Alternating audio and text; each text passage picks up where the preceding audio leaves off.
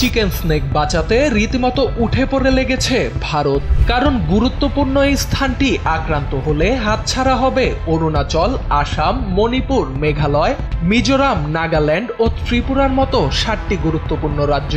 মাত্র 22 কিলোমিটার চওড়া এই করিডোরই ভারতের উত্তর পূর্বাঞ্চলের সঙ্গে মূল ভূখণ্ডের একমাত্র সংযোগ।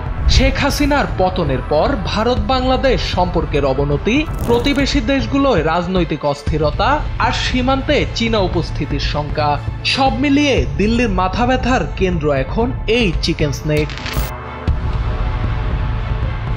শনিবার শিলিগুড়ির সেন্ট্রাল আইবি কার্যালয়ে ডাকা হয় এক অভূতপূর্ব নিরাপত্তা বৈঠক। উচ্চ পর্যায়ের গোপন এই বৈঠকে ভারতের 4 সীমান্তরক্ষী বাহিনীর পাশাপাশি অংশ নেয় সেনাবাহিনী, বিমান বাহিনী এবং কেন্দ্রীয় ও রাজ্য সরকারের গোয়েন্দা দপ্তরের কর্মকর্তারা। দেশের অত্যন্ত গুরুত্বপূর্ণ এই করিডোরের নিরাপত্তা অবকাঠামো নতুন করে খতিয়ে দেখতেই ডাকা হয় বিশেষ এই বৈঠক। সংবেদনশীল এই বৈঠকের বিষয়ে গণমাধ্যমে কোনো প্রকার বিবৃতি দেয়া হয়নি। তবে ভারতীয় গণমাধ্যমগুলোর সূত্র মতে চিকেন স্নেক করিডোরে নজরদারি দ্বিগুণ করা, সীমান্তে তৎপরতা বাড়ানো, সেনাবাহিনী, পুলিশ ও বর্ডার গার্ডের যৌথ মনিটরিং এবং গুরুত্বপূর্ণ রোডগুলোতে ঘন ঘন টহল, ড্রোন নজরদারি আর ইলেকট্রনিক সার্ভেলেন্স জোরদার করার নির্দেশ দেয়া হয়েছে বৈঠকে। দিল্লিতে লালকেল্লার কাছে গাড়ি বোমা হামলার পর ভারতের নিরাপত্তা হিসেব পুরোপুরি বদলে গেছে।